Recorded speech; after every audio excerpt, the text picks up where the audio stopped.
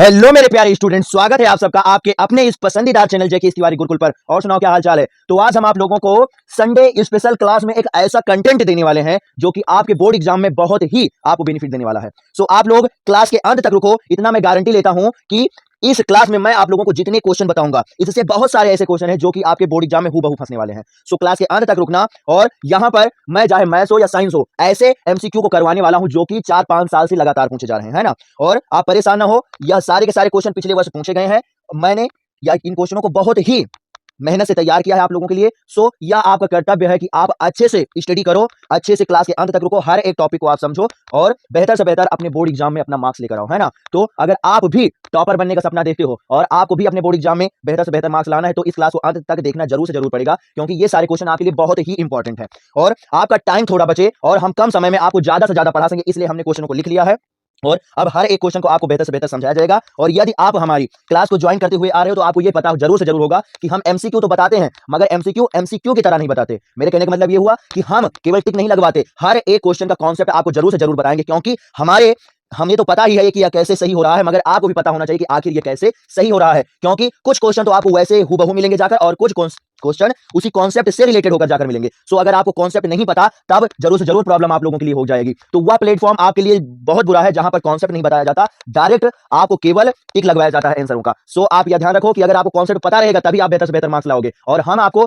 हर एक क्वेश्चन का कॉन्सेप्ट बताएंगे और अच्छे से समझाएंगे ताकि हमारे साथ साथ आपको भी पता हो सके कि आखिर ऑप्शन ये राइट है तो राइट ही क्यों है ना। तो जितने भी हमारे न्यू स्टूडेंट्स हैं सारे के सारे चैनल को हमारे सब्सक्राइब कर लेंगे ताकि स्टडी रिलेटेड वीडियो कोई भी आए तो आप बड़े आसानी से उसे देख सको बगैर किसी प्रॉब्लम के। और सारे बच्चे इस क्लास को शेयर कर दें ताकि आपके साथ आपके अन्य फ्रेंड्स भी स्टडी कर सके और उन्हें भी बेहतर से बेहतर नॉलेज मिल सके और वो भी अपने बोर्ड एग्जाम में अच्छा से अच्छा मार्क्स लेकर आए। और सभी बच्चे क्लास को लाइक कर दें और चैनल को सब्सक्राइब कर दें और इस क्लास को शेयर कर दें अन्य अपने फ्रेंड्स के पास, ताकि यहां पर जब लाइव और लाइक की संख्या हमें दिखाई पड़े तो उससे हमें मोटिवेशन मिले और मोटिवेशन मिलने के बाद हम आपके लिए बेहतर से बेहतर कंटेंट डेली तैयार कर सकें। और यदि आप कंटिन्यूटी ऐसे बनाए रखोगे तो हम गारंटी लेते हैं कि अभी इतना टाइम बचा हुआ है तब तक हम आपको इतना क्वेश्चनों का प्रैक्टिस करवा देंगे कि ऐसा कोई क्वेश्चन ही नहीं मिलेगा आपको कि आपने उसकी स्टडी ना की हो, है ना। तो आशा करता हूं अच्छे से आप लोग समझ गए होंगे और अब हम बगैर देरी करे आपके क्लास को स्टार्ट करते हैं। मगर उससे पहले आपके लिए एक मोटिवेशनल थॉट है कि आप यह ध्यान रखिए कि मंजिल जो है ना उसे आपको हमेशा अपने माइंड में रखना पड़ेगा। मतलब ये केवल वाक्य है, आप समझो। अगर आप सोच लेते हो सपना वह नहीं जो सोने पर आता है, सपना वह नहीं जो सोने पर आता है, बल्कि सपना वह है जो सोने नहीं देता।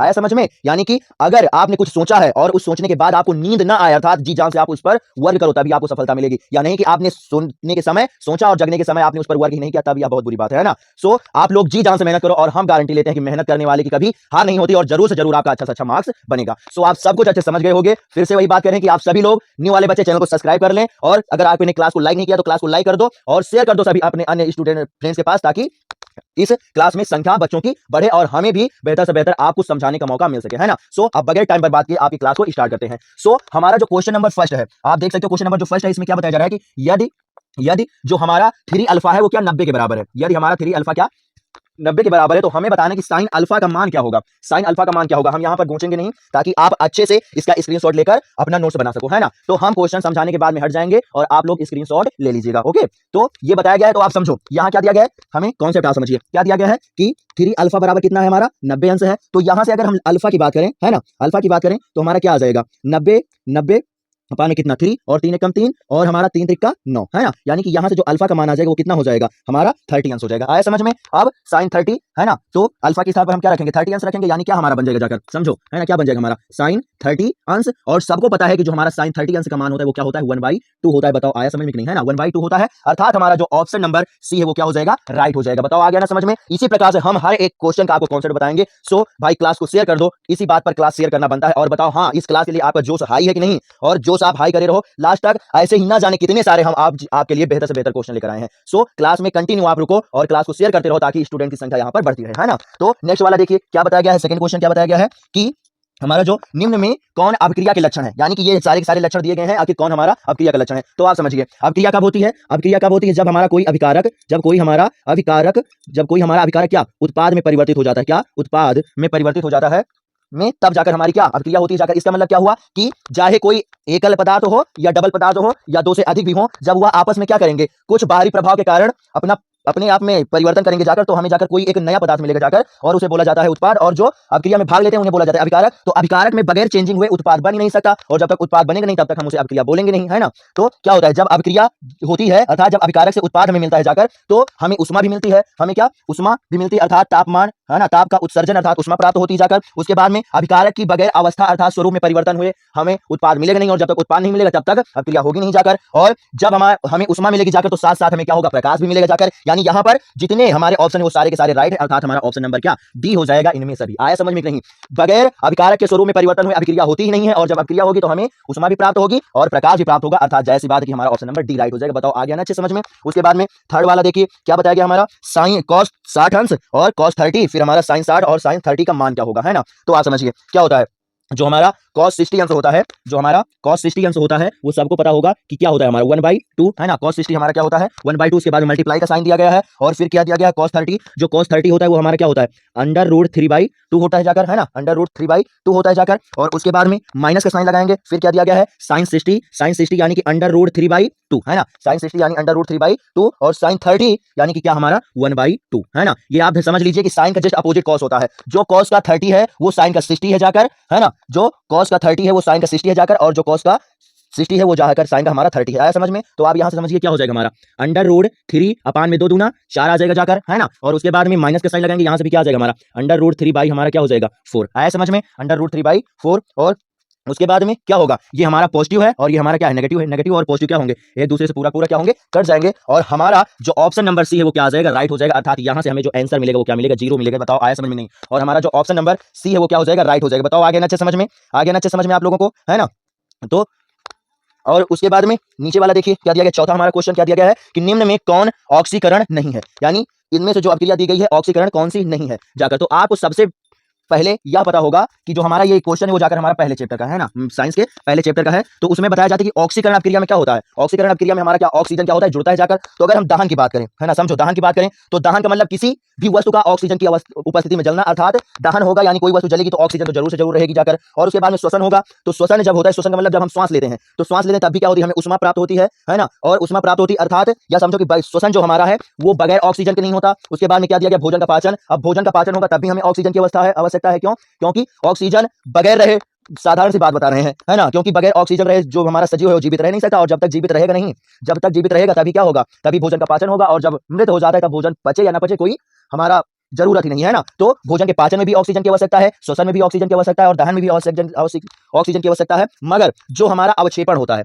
क्या जो हमारा अवक्षेपण होता है इसमें ऑक्सीजन की आवश्यकता नहीं है। अब अवक्षेपण क्या है, तो अवक्षेपण एक ऐसी अभिक्रिया है जिसमें दो या दो से अधिक पदार्थ मिलकर एक नए उत्पाद का तथा एक अवक्षेप का निर्माण करते हैं। अवक्षेप का मतलब कि मान के चलो क्या होगा, जब पदार्थ बनेगा जाकर ना, तो क्या होता है अवक्षेप, यानी जो पदार्थ हमारा मान चलो अभिक्रिया हो रही है, इमेजिन करो अभिक्रिया हो रही है, तो अभिक्रिया के बाद में जो पदार्थ हमारा बर्तन के तली पर बैठ जाता है उसी को क्या बोला जाता है, अवक्षेप बोला जाता है ना। तो जितनी भी अभिक्रिया में पदार्थ हमारा बर्तन की तली पर बैठता है जाकर उसको बोलते हैं अवक्षेप, और जिस अभिक्रिया में अवक्षेप का निर्माण होता है उसे जाकर बोला जाता है क्या, अवक्षेपण अभिक्रिया या अवक्षेपण बोला जाता है। आया समझ में। तो अवक्षेपण में ऑक्सीजन की आवश्यकता नहीं है। आया समझ में। तो आशा करता हूं अच्छे से आपको समझ में आ गया है, और आप इसका स्क्रीनशॉट ले लो, और उसके बाद में हम चल रहे हैं इनके आगे वाले क्वेश्चनों पर, है ना।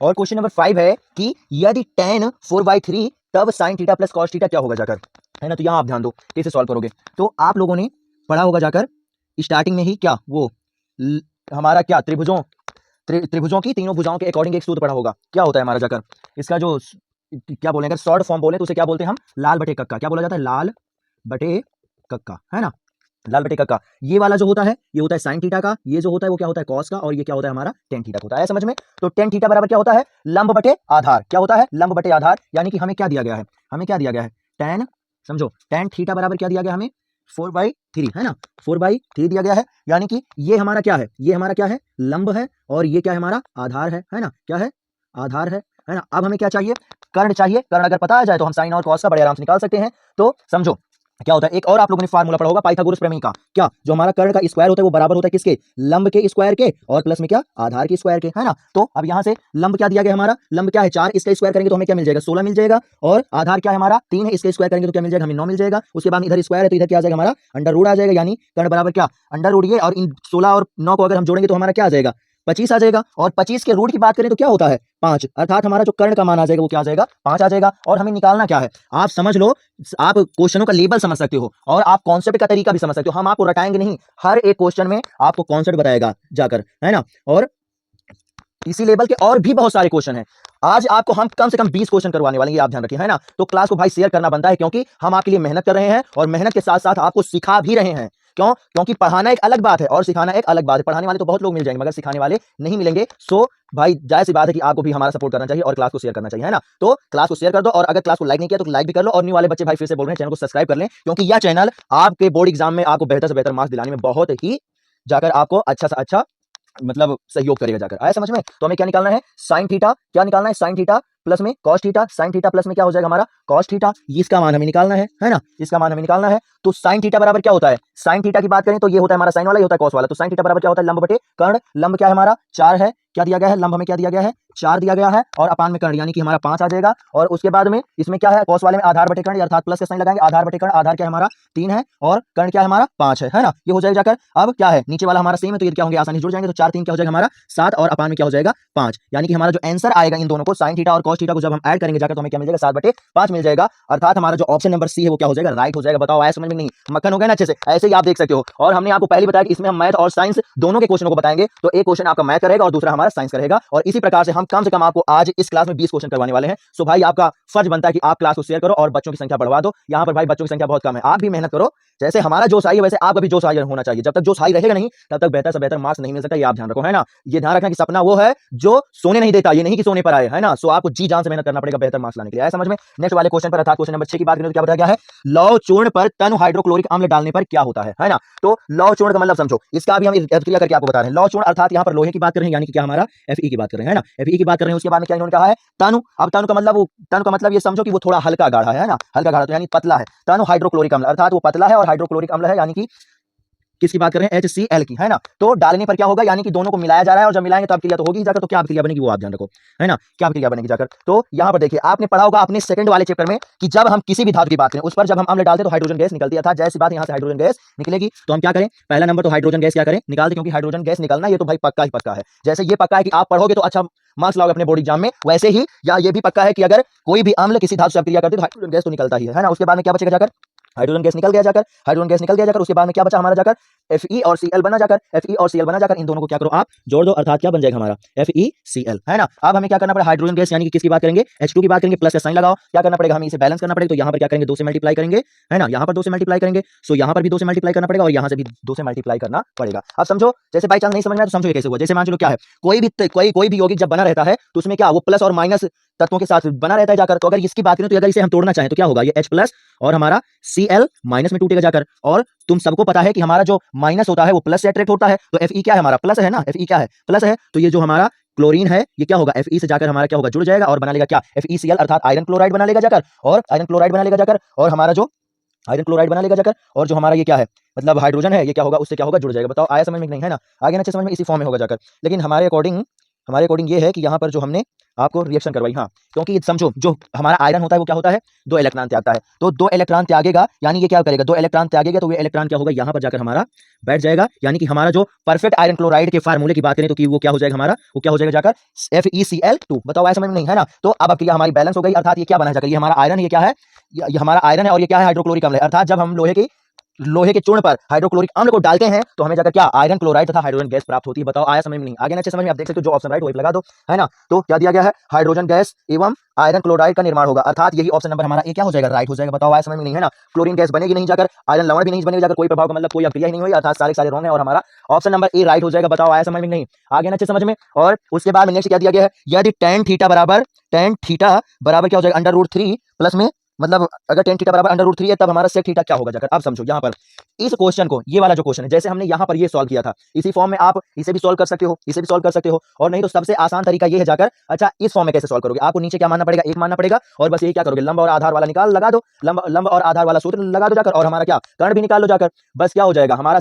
जो सेक होता है वो क्या होता है कोस उल्टा होता है जाकर, बस हमारा आंसर क्या हो जाएगा आ जाएगा। आया समझ में, आंसर हमारा आ जाएगा जाकर। लेकिन आप इसे और भी बहुत आसान तरीके से कर सकते हो। जैसे समझो क्या जो हमारा tan थीटा है, tan थीटा इसे क्या करें हम यहाँ पर देख लें कि जो tan थीटा है tan थीटा √3 है, ये tan के किस एंगल का मान है ना, यह देख लें बस हमें बड़े आराम से हो जाएगा। तो समझो जो हमारा क्या दिया गया है tan है ना। थीटा बराबर क्या दिया गया हमें, √3 दिया गया, समझने की कोशिश करो। उसी प्रकार उस प्रकार से भी कर सकते हो, इस प्रकार से भी कर सकते हो, दोनों प्रकार से आंसर तुम्हारा वही आएगा, है ना।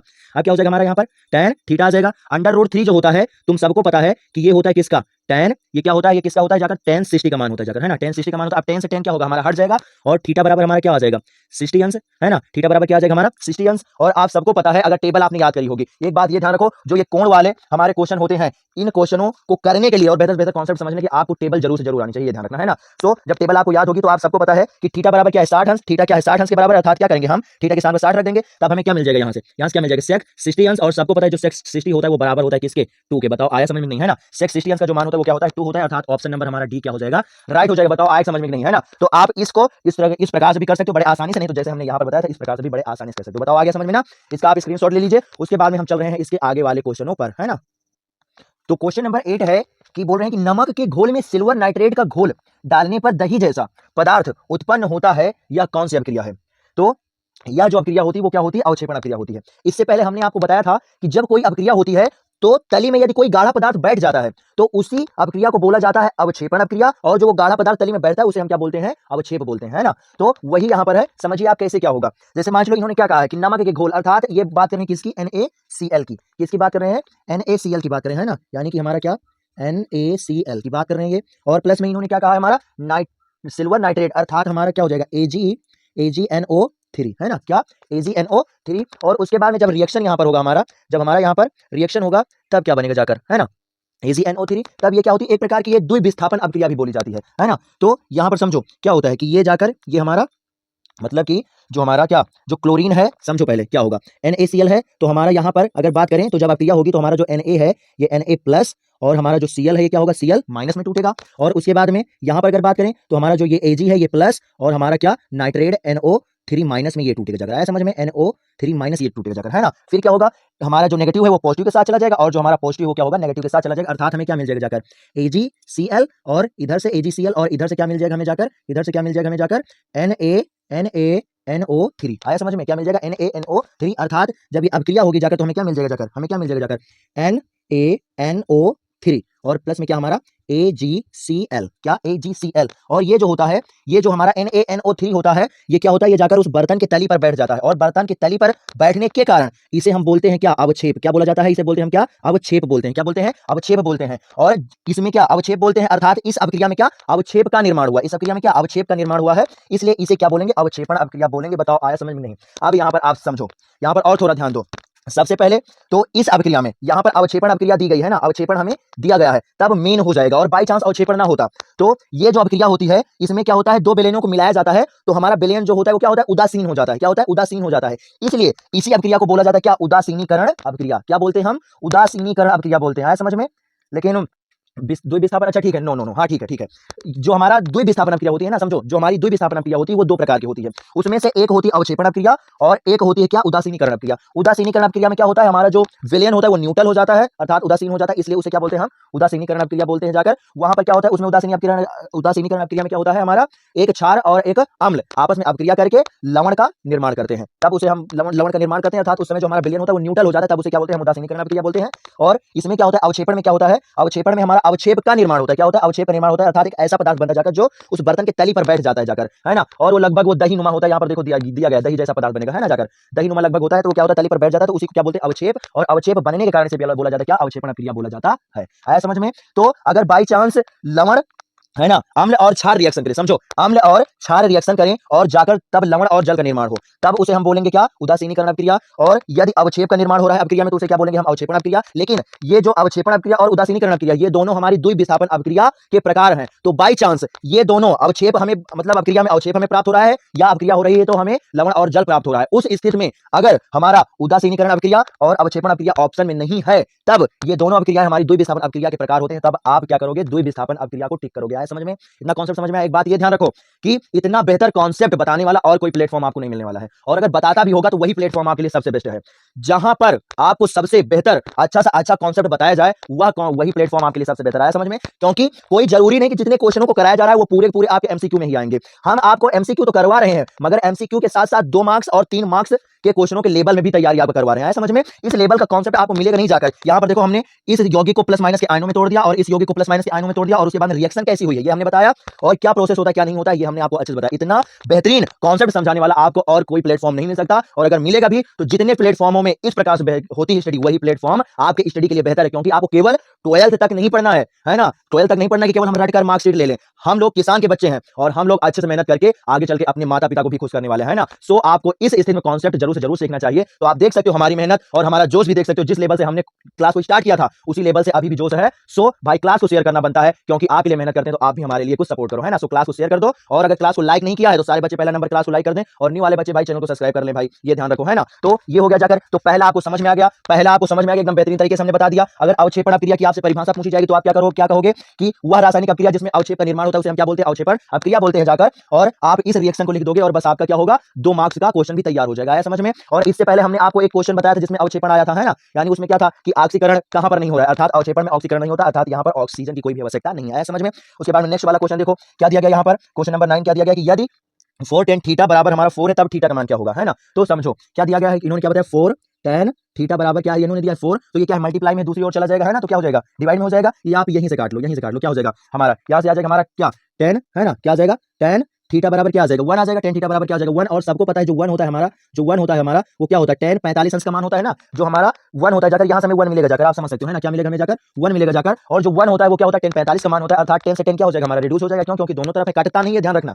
पहले वाली क्लास में हमने आपको अच्छे से बताया था, आप कभी भी ये नहीं करोगे, ये जैसे आपने किया था ऐसे एग्जामिनर भी ऐसे कर देगा तुम्हारे लिए, आया समझ में। सो आपको इस तरीके से नहीं करना, आपको काटना नहीं है, केवल रिड्यूस होता है, बस केवल एक दूसरे को कैंसिल आउट कर देते हैं, काटना नहीं है, तुम्हें ये ध्यान रखना, है ना। सो क्या होता है, क्या हमें दिया गया है, हमें दिया गया इधर से क्या tan थीटा इधर से मिलेगा जाकर, है ना, और 1 होता है क्या tan 45 का मान, है ना, क्या होता है हमारा tan 45 अंश का मान होता है जाकर, तो 10 से 10 क्या हो जाएगा रिड्यूस हो जाएगा। सो हमारा क्या हो जाएगा tan थीटा बराबर क्या आ जाएगा 45 अंश आ जाएगा। बताओ आया समझ में, नहीं आ गया ना अच्छे समझ में, अर्थात हमारा ऑप्शन नंबर क्या है सी राइट हो जाएगा, और यहां पर भी हमारा ऑप्शन नंबर सी राइट होगा, अवक्षेपण अपक्रिया होगी। बताओ आया समझ में नहीं। इस वाली क्लास में हमने आपको थंबनेल पर मिला होगा लेक्चर नंबर 1, यानी कि इसी प्रकार से हर संडे को हम आपको एक बेहतरीन क्लास के साथ मिलने वाले हैं। इस लेक्चर में हमने आपका जो मैथ की बात करें तो हमने आपके ट्राइगोनोमेट्री वाले चैप्टर को टारगेट किया है जाकर, अर्थात उससे रिलेटेड हमने क्वेश्चनों को लिया है, और साइंस की बात करें तो पहले चैप्टर के क्वेश्चनों को लिया है, और इसी प्रकार से लगातार हमारा क्या होगा, जितने संडे आएंगे उतनी एक नई बेहतरीन क्लास आपके लिए होगी, सबसे जानदार, यानी कि पूरे हफ्ता के निचोड़ को आपको हम अच्छे से एक्सप्लेन करवाएंगे, है ना। सो आप ये ध्यान रखो कि इस चैनल पर आपको बहुत बेहतरीन तरीके से और बहुत अच्छी तरीके से तैयारी कराई जा रही है। सो आपका यह धर्म है कि अगर आप भी बेहतर मार्क्स लाना चाहते हो तो डेली का डेली आकर क्लास ज्वाइन करो और अच्छे से पढ़ो, और अपने टॉपर बनने का सपना पूरा करो, और अपने टीचर का, अपना और अपने माँ बाप का नाम रोशन करो, आया समझ में। सो इन क्वेश्चनों को आपको अच्छे समझ में आ गया होगा। नीचे वाले में देखो क्या दिया गया यहाँ पर, क्या बताया कि दानेदार जस्ते पर तन सल्फ्यूरिक अम्ल डालने पर कौन सी गैस उत्सर्जित होती है। तो सबसे पहले आप समझो, कॉन्सेप्ट केवल ऐसे समझ लो, बगैर आप अपक्रिया करे भी इसे कर सकते हो, है ना। तो समझो क्या दिया गया दानेदार जस्ते पर, अब आप समझ सकते हो जो जस्ता अर्थात जस्ते के बाद करते हैं जिंक, जिंक क्या एक प्रकार की धातु है ना, एक प्रकार की धातु है, और जो हमारा तन सल्फ्यूरिक अम्ल, यहाँ पर अम्ल इन्होंने बोल भी दिया है, नहीं तो जो हमारा तन सल्फ्यूरिक अम्ल होता है ना, मतलब ये अम्ल ही होता है एक प्रकार का, तन का मतलब हमारा थोड़ा हल्का नॉर्मल है, यानी ये गाढ़ा नहीं है ना, थोड़ा पतला है। तो आप समझ सकते हो जस्ता क्या है हमारा, एक प्रकार की धातु है, और जो हमारा ये क्या है अम्ल है। तो जब धातु और अम्ल की अपक्रिया होती है, अर्थात जब धातु पर अम्ल डाला जाता है, तो आपने सेकंड चैप्टर में पढ़ा होगा कि क्या होता है वहां पर क्या होता है कि हमारा हाइड्रोजन गैस निकलती, हाँ क्या निकलती, हाइड्रोजन गैस निकलती, अर्थात ऑप्शन नंबर जो बी हमारा है वो क्या हो जाएगा राइट हो जाएगा, हाइड्रोजन गैस निकलेगी। और अगर आपको ऐसे नहीं समझ में आया तो आप ऐसे भी देख सकते हो, क्या दिया गया है जिंक अर्थात Zn, और तन सल्फ्यूरिक अम्ल की बात करें तो क्या होता है हमारा H2SO4, क्या होता है H2SO4 होता है। अब क्या होगी, जाहिर सी बात है, सबसे पहले ये क्या है हमारा धातु है, ये क्या है अम्ल है, तो हाइड्रोजन गैस तो निकलना ही है, क्या होगा हाइड्रोजन गैस अर्थात H2 तो हमारा निकलेगा ही, एकदम कंफर्म है। उसके बाद में क्या बचा जाकर, ये आखिर अच्छा ये क्या कैसे हुई होगी, तो ये जब अपक्रिया होगी तो हमारा क्या होगा, ये जो H2 प्लस है ये अलग टूट जाएगा, और OH जो माइनस है ये क्या होगा हमारा अलग टूट जाएगा, है ना। तो माइनस क्या होगा, इसके जिंक से इसके साथ ऐड हो जाएगा, अर्थात यहां से हमें क्या मिल जाएगा ZnSO4, और प्लस का साइन क्या हो जाएगा हमारा H2O हो जाएगा। बताओ आया समझ में कि नहीं, है ना, आ गया ना समझ में। और यहां पर देखो क्या जो हमारा आप समझ सकते हो जो जिंक जो होता है ये हाइड्रोजन से ज्यादा क्रियाशील होता है, तो हाइड्रोजन को उसके स्थान से क्या विस्थापित कर रहा है, अर्थात ये एक प्रकार की क्या विस्थापन अपक्रिया भी है। बताओ आया समझ में नहीं, कॉन्सेप्ट अच्छे समझ में आ गया ना। और उसके बाद में हम क्या 11 वाले क्वेश्चन पर चले, तो यहां पर क्या बताया जा रहा है, यदि 2 sin स्क्वायर ए बराबर क्या है हमारा 1 है, तो हमें बताना कि ए का मान क्या होगा। तो यहां पर आप समझिए क्या दिया गया है, कॉन्सेप्ट में क्या दिया गया है, साइन स्क्वायर ए -1 बराबर क्या हमारा है 0 है। अब ये 1 जो है नेगेटिव है, दूसरी साइड जाएगा तो क्या हो जाएगा हमारा पॉजिटिव हो जाएगा, और ये जो 2 है ये क्या है हमारा 2 क्या है ये मल्टीप्लाई में दूसरी ओर जाएगा तो क्या हो जाएगा हमारा डिवाइड में हो जाएगा। यानी कि यहाँ की बात करें तो हमें क्या मिल जाएगा, समझो यहाँ की बात करें तो हमें क्या मिल जाएगा जाकर साइन स्क्वायर ए बराबर क्या मिल जाएगा 1/2। क्यों? क्योंकि ये दूसरी ओर जाएगा पॉजिटिव होगा और ये मल्टीप्लाई में दूसरी ओर जाएगा तो क्या हो जाएगा डिवाइड में हो जाएगा। आया समझ में, आया ना समझ में। और उसके बाद में ये क्या है हमारा स्क्वायर है, स्क्वायर हटेगा तो क्या होगा उस साइड क्या होगा रूट चढ़ जाएगा, है ना, क्या होगा हमारा रूट चढ़ जाएगा, अर्थात साइन ए बराबर क्या हो जाएगा 1/2 का क्या रूट, और 1 क्या होगा हमारा बाहर आ जाएगा, लेकिन 2 क्या होगा बाहर नहीं आ पाएगा। अर्थात क्या हमें यहां से मिल जाएगा, समझो यहां से क्या मिल जाएगा हमें जाकर साइन, है ना, नहीं तो ऊपर लिख रहे हैं ले रहे हैं, है ना, क्योंकि हो सकता है आपको दिखाई ना पड़ रहा हो, तो यहां समझो ये साइन ए बराबर 1/√2, है ना, ये आ गया जाकर, सॉरी साइन ए बराबर √1/2 आ गया, तो 1 क्या होगा बाहर निकल आ जाएगा, लेकिन 2 हमारा बाहर नहीं निकल पाएगा। तो यहां आप ध्यान दीजिए, ये यहां पर आप ध्यान दो, है ना, तो क्या आ जाएगा हमारा जाकर ये जो हमारा साइन साइन ए बराबर हमें क्या मिलेगा जाकर 1/√2 ये मिलेगा जाकर। और अब नीचे की बात करें तो क्या आ जाएगा हमारा साइन ए बराबर, सबको पता है कि जो हमारा 1/√2 होता है ये बराबर होता है किसके जाकर साइन 45 अंश के, किसके बराबर होता है साइन 45 अंश, अर्थात क्या हो जाएगा साइन 45 अंश, है ना, साइन 45 अंश, साइन से साइन क्या होगा हमारा कट जाएगा और ए बराबर आ जाएगा क्या हमारा 45 अंश आ जाएगा। बताओ आया समझ में नहीं, और ये हो जाएगा हमारा आंसर। अर्थात ऑप्शन नंबर हमारा कौन सा है राइट, कहां पर 45 अंश दिया गया है, कहां पर 45 अंश, अर्थात हमारा जो ऑप्शन नंबर ए है वो क्या हो जाएगा राइट हो जाएगा। बताओ आया समझ में नहीं, है ना। तो आप देख सकते हो हर एक क्वेश्चनों को हम आपके लिए एकदम तोड़ मड़ोड़ के एकदम मक्खन तरीके से समझा रहे हैं। सो भाई क्लास को लाइक कर दो आप लोग और शेयर भी करते रहो ताकि स्टूडेंट की संख्या बढ़ती रहे। और आप इसका क्या करो स्क्रीनशॉट ले लो, और उसके बाद में हम चल रहे हैं आपके अगले वाले क्वेश्चन पर। उसके बाद में क्वेश्चन नंबर 12 हमारा है कि जिन अभिक्रियाओं में ऊर्जा अवशोषित होती है उन्हें कहते हैं, है ना। अवशोषित होने का मतलब समझो, अवशोषित होने का मतलब ये हुआ कि ऐसी अभिक्रिया जिसको हम उष्मा दें तब वो अभिक्रिया हो जाकर, है ना। तो अवशोषित यानी उष्मा लेना, और उष्मा दिया जाता है किसमें हमारा अवशोषी अभिक्रिया में, सॉरी उष्मा शोषी अभिक्रिया में, यानी कि ऑप्शन नंबर ए हमारा क्या हो जाएगा राइट हो जाएगा। वियोजन में क्या होता है पदार्थ हमारा अलग अलग टूट जाता है। उष्मा छेपी में क्या होती है हमें उष्मा प्राप्त होती है, मगर उष्मा शोषी में क्या होती है उष्मा अवशोषित होती है, अर्थात उष्मा हम क्या करते हैं देते हैं। आया समझ में। उसके बाद में 13वें नंबर की बात करें तो क्या दिया गया है कि यदि यदि हमारा क्या दिया गया है यदि 2 sin 2 थीटा बराबर अंडर रूट हमारा क्या 3, तब थीटा बराबर क्या होगा ये हमें बताना है। तो समझो कैसे क्या होगा, यहाँ पर क्या दिया गया हमें 2 sin 2 थीटा बराबर अंडर रूट 3। आया समझ में, अंडर रूट 3 ये दिया गया है। अब समझो ये हमारा क्या है 2 है, ये मल्टीप्लाई में दूसरी ओर जाएगा तो क्या हो जाएगा हमारा डिवाइड में हो जाएगा कि नहीं, है ना। तो हम क्या करें इसे क्या करें डिवाइड में हटा दें। आप समझ सकते हो कॉन्सेप्ट समझो, है ना, क्योंकि कॉन्सेप्ट बताने वाला नहीं मिलने वाला है। और आप देख सकते हो जितने भी क्वेश्चन हमने बताए सब हाई फाई हैं, हाई लेवल में है। सो इसी प्रकार से डेली आपकी लगातार क्लासें चलती रहती हैं, आपको डेली आना है और लगातार बढ़ना है, और अपने सारे फ्रेंड्स को भी जरूर से जरूर लेकर आना है। आया समझ में। अब समझो क्या होता है हमारा साइन थीटा दिया गया है। अब बताओ ये जो साइन जो हमारा अंडर रूट 3/2 होता है ये साइन किसका मान होता है, तो ये होता है जाकर किसके साइन 60 अंश के बराबर होता है ना। क्या होता है साइन 60 अंश के बराबर होता है। तो हमारा साइन से साइन क्या होगा कैंसिल आउट हो जाएगा, और हमें क्या 2 थीटा बराबर क्या मिल जाएगा, क्या 2 थीटा बराबर क्या मिल जाएगा हमें 60 अंश, है ना, क्या मिल जाएगा 60 मिल जाएगा, है ना 60, ओके ये मिल जाएगा, है ना। अब ये क्या है 2 1 कम 2 और 2 3 6, यानी यहाँ से क्या हो जाएगा हमारा 30 अंश, अर्थात थीटा बराबर क्या आ जाएगा हमारा 30 अंश आ जाएगा। बताओ आया समझ में नहीं। देखो किस प्रकार से हमने एकदम इस टिपिकल से क्वेश्चन को आसान तरीके में बदल दिया, है ना। आया समझ में। तो ये होता है कॉन्सेप्ट का फायदा। अगर कॉन्सेप्ट आपको आता है तो इसी से रिलेटेड और सारे क्वेश्चन आएंगे जो आप बड़े आराम से कर सकते हो। लेकिन अगर केवल टिक लगवाया जाएगा और रटाया जाएगा तो आप केवल उन्हीं क्वेश्चनों को कर पाओगे जो केवल उन्हीं क्वेश्चनों को केवल आप कर पाओगे जो आपका टीचर बता रहा है। आया समझ में, है ना। तो हम आपको यहाँ पर केवल गिनती में 20-22 क्वेश्चन बताएंगे, लेकिन अगर उसका एवरेज निकाला जाए तो कम से कम जाकर ये हमारे 50 क्वेश्चन के बराबर है, और किसी दूसरे प्लेटफॉर्म का 50 क्वेश्चन और यहाँ का 20-25 क्वेश्चन लगभग दोनों बराबर। क्यों? क्योंकि हम कॉन्सेप्ट समझाते हैं, रटाते नहीं। अगर कॉन्सेप्ट समझोगे तो उसी से रिलेटेड और भी आप क्वेश्चन बड़े आराम से कर सकते हो। आया समझ में। लेकिन अगर रटोगे तो केवल उन्हीं क्वेश्चन को कर पाओगे जितना टीचर ने आपको बताया। आया समझ में। तो ये हो गया। जाकर नेक्स्ट वाला देखो क्या होता है। वैसे पदार्थ जिनकी उपस्थिति मात्र से किसी भी अभिक्रिया की दर बढ़ जाती है उन्हें हम क्या बोलते हैं, तो उन्हें बोला जाता है क्या उत्प्रेरक। क्या बोला जाता है उत्प्रेरक बोला जाता है। उत्प्रेरक का मतलब आप समझो, उत्प्रेरक का मतलब हुआ उत्प्रेरित कर देना, उत्प्रेरित कर देना, अर्थात किसी को देखकर आपके अंदर क्या हो जोश आ जाए। जैसे हमारे अंदर क्या इस समय हम हाई जोश में हैं, अर्थात आपको बेहतर से बेहतर हम कंटेंट देने की कोशिश करते हैं, वो उत्साह हमारे अंदर भरा हुआ है। तो हमारा उत्साह देखकर आप भी उत्साहित हो जाओ पढ़ने के लिए। तो ये हुआ जाकर उत्प्रेरित होना, ये हुआ जाकर क्या उत्प्रेरित होना। और पहले आप अच्छे से नहीं पढ़ रहे थे और अब आप पढ़ने लगे हो, अर्थात क्या हुई कुछ ना कुछ तुम्हारे अंदर परिवर्तन हुआ जाकर। और परिवर्तन को क्या बोलते हैं हम अभिक्रिया बोलते हैं, अर्थात आपके पढ़ने में मदद करने के लिए हमने प्रयोग किया है। तो हम पढ़ नहीं रहे हैं, केवल पढ़ने में सहयोग कर रहे हैं, अर्थात हम उसके लिए क्या हो जाएंगे उत्प्रेरक हो जाएंगे। तो वैसे होता है कोई भी अभिक्रिया हो, अगर वो स्लो हो रही है तो वो क्या होगी तेज हो जाएगी उत्प्रेरक मिलाने के कारण, और यदि नहीं संभव है तो वो संभव भी हो जाएगी उत्प्रेरक मिलाने के कारण, क्योंकि उसकी जो दर होती है, दर यानी कि अभिक्रिया होने का जो टाइम पीरियड वो क्या होता है कम हो जाता है, अर्थात जल्दी से हमारी अभिक्रिया हो जाती है। बताओ आया समझ में कि नहीं, है ना। तो अब चायक और ऑक्सीकरण, अब चायक और ऑक्सीकरण जो ऑक्सीकारक यहाँ पर होगा क्या होगा ऑक्सीकरण। अब चायक, हाँ अब चायक पदार्थ हो गया, ठीक है, यहाँ पर होगा ऑक्सीकारक। क्या होगा ऑक्सीकारक, है ना, क्या हो जाएगा हमारा ऑक्सीकारक पदार्थ। ये पदार्थ मिलते हैं जाकर हमारे उसमें रेडॉक्स अभिक्रिया होते जाकर, तो इसे आप टेंशन ना लो, आगे क्वेश्चन जब आएगा तो हम आपको अच्छे समझा देंगे, है ना। तो उत्प्रेरक क्या होता है, अभिक्रिया की दर बढ़ा देता है। उसके बाद में यहाँ पर देखो ये क्वेश्चन दिया गया है ना। तो इस क्वेश्चन को देखो कैसे हम सॉल्व करेंगे। तो जो हमारा 1030 अंश होता है, 1030 अंश होता है वो बराबर किसके होता है जाकर, 1030 अंश बराबर होता है किसके, 1/√3 के। उसके बाद में मल्टीप्लाई का साइन दिया गया, क्या दिया गया है, साइन 30 अंश यानी कि 1/2, और उसके बाद में क्या दिया गया जाकर, उसके बाद में क्या हमें दिया जाकर, इंटू इंटू क्या हो, हाँ ठीक है, मल्टीप्लाई, और क्या दिया गया cot 60। तो जो 1030 होगा वही cot 60 का हो जाएगा, यानी कि 1/√3 हो जाएगा जाकर, है ना। उसके बाद में क्या किया दिया गया है, कोसेक कोसेक 30 का दिया गया है ना। तो कोसेक 30 का जो मान होता है वो क्या होता है जाकर, कोसेक 30 का, है ना।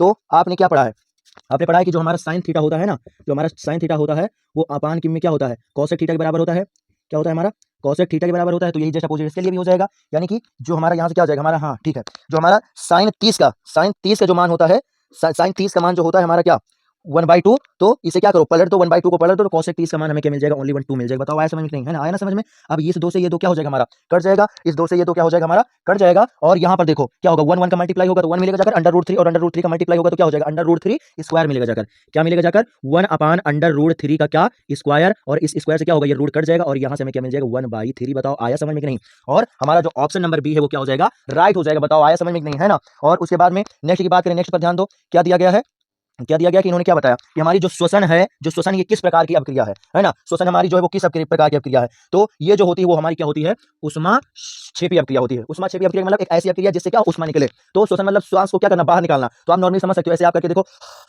ऐसे आप मतलब आप क्या करो, बाहर सांस निकालो, तो आप देखो ऐसे करके देखो, तो क्या होगा, आपका हाथ क्या होगा, नॉर्मली क्या होगा, गर्म हो जाएगा। क्या होगा, नॉर्मली गर्म हो जाएगा, यानी श्वसन में क्या उष्मा निकलती है, अर्थात ये क्या है, एक प्रकार की क्या है, उष्मा क्षेपी अभिक्रिया है। बताओ आया समझ में नहीं, है ना। आगे ना अच्छे समझ में, स्क्रीनशॉट ले लो। उसके बाद में जितने अन्य क्वेश्चन बचे उन्हें भी बता दें हम, और उसके बाद में क्या होगी, आपकी क्लास को हम बंद करेंगे।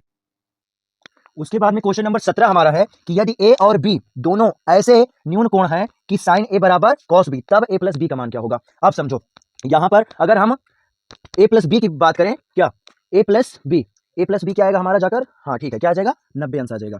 क्या आ जाएगा, 90 अंश आ जाएगा। अब यहां पर 90 अंश आया कैसे, ये समझो। इस क्वेश्चन को करने के बहुत सारे तरीके, बड़े आराम से आप कर सकते हो। पहला नंबर तो ये समझो, क्या होता है, यहां पर क्या दिया है, कॉस ए और कॉस बी, यानी कि ए अलग एंगल है और बी अलग एंगल है, और यहां पर साइन दिया गया है, सॉरी हाँ, साइन ए और कॉस बी, है ना। तो यहां पर साइन दिया और यहां पर क्या दिया है, कॉस दिया गया है, और दोनों अलग अलग एंगल है, अर्थात, और फिर बीच में क्या इक्वल का साइन भी लगा दिया गया है। अर्थात ऐसा कौन सा एंगल है इसका मतलब समझो, इसका मतलब ये हो जाकर कि आखिर इसका ऐसा कौन सा एंगल है जहां पर साइन और कॉस दोनों बराबर होते हैं। तो कहां पर होते हैं, 45 पर बराबर होते हैं। अर्थात जब साइन 45 लेंगे और कॉस 45 लेंगे तभी वो जाकर बराबर होंगे, उसके अलावा तो बराबर नहीं हो सकते ना। और यही तो पूछा है, यानी कि इसका मतलब क्या हुआ, यहाँ पर हम 45 ले लें, यहाँ पर 45 ले लें, तब क्या हो जाएगा, ये बराबर हो जाएंगे। फिर ए का मान क्या आ जाएगा हमारा, 45 आ जाएगा, और बी का मान क्या हो जाएगा हमारा, 45 हो जाएगा। और फिर ए प्लस बी करेंगे तो क्या आ जाएगा हमारा, 90 आ जाएगा, 45 दूना 90, ये तो एक तरीका ये हो गया जाकर। उसके बाद में एक और तरीका देखो, क्या क्या इन्होंने बताया है, दो ऐसे न्यून कोण है कि साइन ए और कॉस बी। तो तुम सबको पता है कि जो हमारे sine cos cot tan cot sec और कोसेक, ये सब क्या है, त्रिकोणमितीय अनुपात है। और त्रिकोणमितीय अनुपात क्या होता है, ओनली वन सम कोण त्रिभुज में लगता है ना जाकर, केवल सम कोण त्रिभुज में लगता है जाकर, यानी एक ऐसा त्रिभुज जिसका एक एंगल क्या हो, 90 अंश का हो,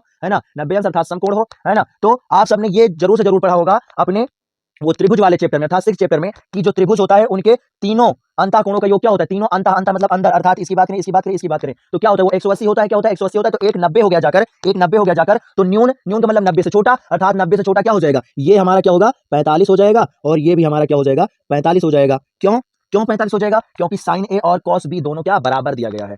क्यों, क्योंकि साइन ए और कॉस बी क्या दोनों बराबर दिया गया है, अर्थात साइन ए और कॉस, साइन ए निकालें या कॉस बी निकालें, दोनों का दोनों मान क्या हो जाएगा हमारा, बराबर ही आ जाएगा। तो एक 90 हो गया, एक 90 हो जाएगा, तो दूसरा बचे हुए क्या हो जाएंगे हमारे, 45 हो जाएंगे, और 45 दूना क्या आ जाएगा, 90 आ जाएगा। इस प्रकार से भी हो गया जाकर। नहीं तो एक और है, इससे आप सॉल्व कर सकते हो, क्या सॉल्व कर सकते हो कि जो हमारा साइन ए बराबर है वो क्या है, कॉस बी के है। हमने आपको तीनों तरीके बता दिए हैं, आप जिस फॉर्म से सॉल्व करना चाहो सॉल्व कर सकते हो, है ना। तो क्या होगा, अब इसे आप क्या लिख सकते हो, आप इसे लिख सकते हो क्या, साइन 90 माइनस ए, ऐसा लिख सकते हो ना, बराबर क्या हो जाएगा हमारा, कॉस बी हो जाएगा, कॉस से कॉस क्या होगा, कट जाएगा, मतलब हट जाएगा, और यहाँ पर क्या आ जाएगा हमारा 90, और ये ए नेगेटिव उस साइड जाएगा तो क्या हो जाएगा, पॉजिटिव हो जाएगा, अर्थात ए प्लस बी बराबर क्या हो जाएगा हमारा, 90 हो जाएगा। बताओ आया समझ में नहीं। तो ये हो गया, ये हो गया इस प्रकार से, मतलब ये हो गया सूत्र के अकॉर्डिंग, ये हो गया हमारा त्रिभुज के अकॉर्डिंग, और वो हो गया क्या हमारा ट्रिग्नोमेट्री के कोण के मान के अकॉर्डिंग। आया समझ में। साइन कॉस तभी बराबर हो सकते हैं जब दोनों का मान 45 होगा। तो 45 दूना 90 आप ऐसे निकाल सकते हो, नहीं तो आप ऐसे निकाल सकते हो कि केवल जो हमारा त्रिकोणमितीय अनुपात ओनली समकोण त्रिभुज में लगता है जाकर, तो सम का मतलब एक 90, तो अगर एक 90 हो जाएगा तो दोनों क्या हमारे 45 हो जाएंगे जाकर, है ना, दोनों क्या होंगे हमारे 45 हो गए जाकर। और उसके बाद में ये क्या हो गया, इस सूत्र के अकॉर्डिंग। आया समझ में। तीनों प्रकार से आप सोल्व कर सकते हो, आया समझ में ना। उसके बाद में सेकंड वाला ये समझो, क्या 18वां क्वेश्चन क्या दिया गया है,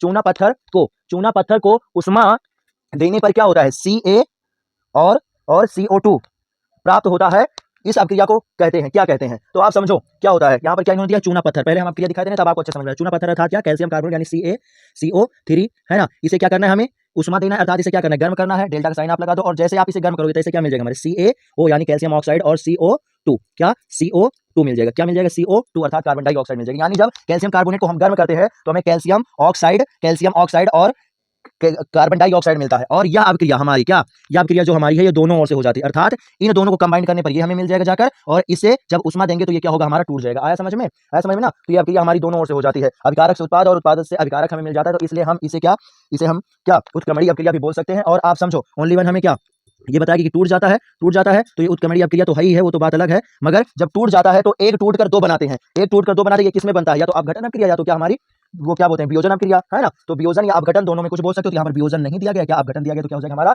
अपघटन, अर्थात ऑप्शन नंबर ए हो जाएगा। बताओ आया समझ में, नहीं है ना। उसके बाद में नेक्स्ट वाला समझो क्या दिया गया है, यदि a बराबर 35 है तो साइन a और कॉस a का मान क्या होगा। तो अब आप लोग थोड़ा मतलब परेशान हो गए कि सर जी आप हमें तो 35 अंश का मान ही नहीं पता, तो परेशान क्यों होना है, परेशान होना ही नहीं है। क्या होता है, साइन a दिया गया है ना, क्या दिया गया, साइन a दिया गया है, और क्या इनटू में क्या दिया गया, कॉस a। तुम सबको पता है कि कॉस a को क्या लिख सकते हो आप, 1/sin a लिख सकते हो कि नहीं, है ना, लिख सकते हो ना।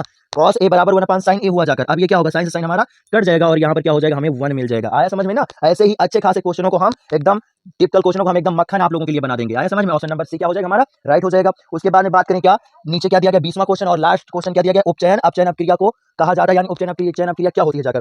तो उपचयन अपचयन अभिक्रिया को हम क्या बोलते हैं, रेडॉक्स अभिक्रिया बोलते हैं। क्या बोलते हैं, रेडॉक्स अभिक्रिया बोलते हैं। यानी कि एक ऐसी अभिक्रिया जिसमें क्या उपचयन और अपचयन दोनों होता है, उसे क्या बोला जाता है, रेडॉक्स अभिक्रिया, अर्थात ऑप्शन नंबर क्या हो जाएगा, राइट ए हो जाएगा, है ना। अब यहाँ पर अगर हम एक एग्जांपल की बात करें तो आप समझो क्या होता है, एक एग्जांपल की बात करें तो हमारा क्या होगा जाकर Fe और CuSO4, हाँ ठीक है, क्या Fe और प्लस में CuSO4 है ना। यहाँ से क्या मिलेगा जाकर, यहाँ से हमें क्या मिलेगा जाकर FeSO4 और प्लस में क्या मिल जाएगा, हमें Cu मिल जाएगा। समझ में। यहाँ पर आप ये समझ सकते हो ये क्या हमारी रेडॉक्स अभिक्रिया भी है, रेडॉक्स अभिक्रिया भी है। क्यों, क्योंकि यहाँ पर उपचयन और अपचयन हमारा दोनों हो रहा है, उपचयन और अपचयन दोनों हो रहा है। अब कहाँ पर उपचयन होता है, कहाँ पर अपचयन होता है, ये आप समझो। ये समझो यहाँ पर Fe है ना, Fe है और Fe जाकर SO4 से जुड़ा, तभी तो FeSO4 बना जाकर, और ये जुड़ेगा तब जब इसने इलेक्ट्रॉन त्यागा होगा, बगैर इलेक्ट्रॉन त्यागे तो नहीं जुड़ सकता ना। तो यहाँ पर समझो क्या इलेक्ट्रॉन का त्याग हो रहा है, क्या हो रहा है यहाँ पर, इलेक्ट्रॉन का त्याग हो रहा है। और आप सबको पता है कि जब इलेक्ट्रॉन का त्याग होता है, क्या इलेक्ट्रॉन का त्याग होता है, तब क्या होता है, हमारा ऑक्सीकरण अभिक्रिया होती है। क्या होती है हमारी, ऑक्सीकरण, क्या ऑक्सीकरण अभिक्रिया या हमारी उपचयन अभिक्रिया होती है। क्या होती है, उपचयन अभिक्रिया होती है जाकर। ऐसा समझ में, जब इलेक्ट्रॉन त्याग होगा अर्थात निकलेगा जाकर, और उसके बाद में यहाँ समझो ये CuSO4 से क्या बन रहा है, हमारा कॉपर बन रहा है।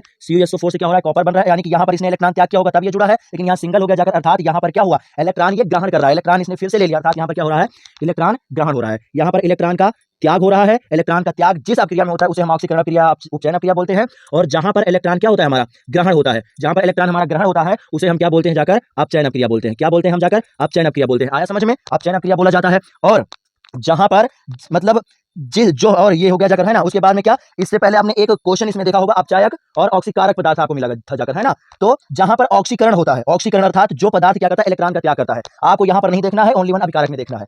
तो जो पदार्थ हमारा क्या करता है, इलेक्ट्रॉन का त्याग करता है, जो पदार्थ हमारा इलेक्ट्रॉन का त्याग करता है उसे हम बोलते हैं जाकर क्या, उससे हम बोलते हैं क्या जाकर, अपचायक पदार्थ। क्या बोला जाता है, अपचायक पदार्थ। क्या बोलते हैं हम, अपचायक, क्या अपचायक पदार्थ बोलते हैं। क्या बोलते हैं, अपचायक पदार्थ या ऑक्सीकृत पदार्थ। क्या बोला जाता है, ऑक्सीकृत या उपचयित। क्या, उपचयित। आया समझ में, उपचयित, है ना। आया समझ में। जिन हम ऊपर आपको समझा रहे हैं, जो पदार्थ इलेक्ट्रॉन का त्याग करते हैं, जो पदार्थ इलेक्ट्रॉन का त्याग करते हैं उन्हें 3 नाम से जाना जाता है। या तो आप उन्हें क्या, अपचायक पदार्थ बोलोगे। क्या बोलोगे आप, अपचायक, क्या अपचायक पदार्थ बोल सकते हो। या तो आप ऑक्सीकृत पदार्थ बोल सकते हो, क्या ऑक्सीकृत पदार्थ बोल सकते हो। और या तो आप उन्हें क्या, उपचयित पदार्थ बोल सकते हो। अब इलेक्ट्रॉन का त्याग कौन कर रहा है, Fe बोल त्याग कर रहा है, अर्थात अपचायक पदार्थ, ऑक्सीकृत पदार्थ या उपचयित पदार्थ की बात करें तो हमारा क्या हो जाएगा, Fe हो जाएगा, अर्थात आयरन हो जाएगा। मगर जो इलेक्ट्रॉन का ग्रहण करता है उसे हम क्या बोलते हैं, ऑक्सीकारक पदार्थ। क्या, ऑक्सीकारक पदार्थ। क्या बोला जाता है, ऑक्सीकारक। क्या, ऑक्सीकारक, है ना। क्या, ऑक्सीकारक, ऑक्सीकारक और एक होता है जाकर, है ना, ऑक्सीकारक और अपचायक यहाँ पर हो गया जाकर उपचायक। क्या, उपचायक, क्या उपचायक, उपचयित यहाँ पर है, हाँ क्या हो जाएगा, उपचायक। क्या हो जाएगा, उपचायक पदार्थ। और इलेक्ट्रॉन का त्याग कौन कर रहा है, सॉरी इलेक्ट्रॉन ग्रहण कौन कर रहा है, हमारा कॉपर। CuSO4 रही, ओनली वन कॉपर ग्रहण कर रहा है, अर्थात क्या हो जाएगा हमारा Cu हो जाएगा, कॉपर हो जाएगा। बताओ आया समझ में? ये होता है कॉन्सेप्ट, ये होता है हमारा कॉन्सेप्ट। और ये कॉन्सेप्ट हमने आपको कल वाली क्लास में भी बताया था साइंस के, है ना, क्योंकि उससे रिलेटेड यहाँ पर हमारा क्वेश्चन था। ये जो है ये सबसे टिपिकल पॉइंट, ये आप ध्यान रखो, ये आपको याद रखना है। जस्ट अपोजिट होता है हमारा रेडॉक्स अपक्रिया में, अर्थात उपचयन अपचयन अपक्रिया में जो पदार्थ इलेक्ट्रॉन का त्याग करते हैं उन्हें आप तीन नाम से बोल सकते हो। तीन नाम होते हैं, चाहे आप अपचायक पदार्थ बोलो, ऑक्सीकृत पदार्थ बोलो या उपचयित पदार्थ बोलो, है ना। अर्थात यहाँ पर इलेक्ट्रॉन त्याग कर रहा है कौन? Fe त्याग कर रहा है, तो वो अपचायक, ऑक्सीकृत या उपचयित पदार्थ हो जाएगा। क्या हमारा Fe हो जाएगा। और इलेक्ट्रॉन जो ग्रहण करता है उन्हें क्या ऑक्सीकारक या उपचायक पदार्थ बोलते हैं, उपचायक पदार्थ बोलते हैं, यानी कि उपचायक, उपचायक, अपचायक पदार्थ, उपचयित। हाँ ठीक है, इसे क्या करो, इसे थोड़ा चेंज कर लो, क्या हो जाएगा? अपचयित हो जाएगा। क्या हो जाएगा हमारा? अपचयित। उपचायक, अपचायक, ठीक है ठीक है, हाँ ठीक है। अपचायक क्या हो जाएगा हमारा? उपचायक, उपचायक, उपचायक पदार्थ, उपचायक और अपचयित भी होता है। उपचायक और क्या हो जाएगा हमारा? अपचयित हो जाएगा। क्या? अपचयित। क्या? अपचयित। है समझ में? Cu हो जाएगा। तो क्या ऑक्सीकारक बोलो आप, या आप क्या बोलो? उपचायक बोलो या अपचयित बोलो, तो क्या हो जाएगा हमारा? Fe अर्थात इलेक्ट्रॉन ग्रहण करने वाला तत्व हो जाएगा। है समझ में? तो आशा करता हूं अभी तक हमने जितना आपको एक्सप्लेन किया है हर एक क्वेश्चन आपको अच्छे समझ में आ गया है और क्लास में आपको बहुत अच्छे से मजा आई होगी, क्योंकि जितने भी क्वेश्चन हम लाए थे आपके लिए ये सारे के सारे पिछले वर्ष में क्वेश्चन बोर्ड एग्जाम में आ चुके हैं। अच्छे से हमने अच्छे अच्छे क्वेश्चनों को सिलेक्ट किया था जो हमने आपको यहाँ पर बताया, है ना। और हमने आपका समय बचाने के लिए यहाँ पर क्वेश्चनों को लिखा था ताकि आपका समय बच जाए और कम समय में आपको ज्यादा से ज्यादा नॉलेज दिया जा सके, है ना। लेकिन आप समझ सकते हो कि क्वेश्चन हमारे यहाँ लिखने के कारण भी आपके ऊपर समझाने वाला कोई प्रभाव नहीं पड़ेगा, है ना, क्योंकि समझाएंगे हम उसी फॉर्म में जिस प्रकार से हम पहले समझाते थे। आया समझ में? तो आशा करता हूं क्लास आपको बहुत अच्छी लगी हुई होगी। और न्यू वाले बच्चे फिर से वही बात कर रहे हैं कि चैनल को सब्सक्राइब कर लें, और क्लास अगर आपने अभी तक भी नहीं लाइक किया है तो लाइक कर दो, और इस क्लास को अपने अन्य फ्रेंड्स के पास जरूर से जरूर शेयर कर दो ताकि वो लाइव में नहीं आ सके हैं, लेकिन हाँ रिकॉर्डेड फॉर्म में भी इसे अच्छे से देख सके, है ना। तो आशा करता हूं आपको क्लास एकदम बहुत अच्छी लगी होगी जाकर। और इसी प्रकार से मैथ और साइंस, क्लास 10th वाले बच्चों के लिए मैथ और साइंस का ठेका हमने ले लिया है, और इस चैनल पर क्लास 10th के साइंस तथा मैथ को बहुत अच्छे से एक्सप्लेन किया जाता है। और डेली ऐसी ही क्लासें क्या होती हैं 7:30 बजे और 8 बजे आती रहती हैं। सो आप लोग क्या करो, शाम वाली क्लास भी जरूर से जरूर देखो। और इसी प्रकार से हम आपको हर रविवार को संडे स्पेशल क्लास लेकर मिलेंगे, जिसमें हम पूरा एक हफ्ते का पूरा रिवीजन आप लोगों को करवा देंगे, है ना। तो आशा करता हूं आपको एकदम अच्छे से मजा आ गया होगा इस क्लास में, और चल रहे हैं और आपको मिलेंगे अब एक नई क्लास के साथ। लेकिन हाँ, अगर फिर से वही बात करें, चैनल को आप सब्सक्राइब कर दो नहीं किया है तो, और लाइक भी कर दो क्लास को, और अपने अन्य फ्रेंड्स के पास आप शेयर कर दो, और कमेंट करके जरूर से जरूर बताना कि क्लास आपको कैसी लगी, आपके लिए बेनिफिट दे रही है या नहीं दे रही है। जिन क्वेश्चनों को हमने करवाया है ये आपको अच्छे लगे या नहीं लगे, कुछ आपने नया सीखा है हमारी क्लास या नहीं सीखा है, तो आपको कमेंट जरूर से जरूर करना है ना। ओके, फिर बाय बाय बच्चों, और कल मिलेंगे आपको एक नई क्लास के साथ। Okay, bye bye students.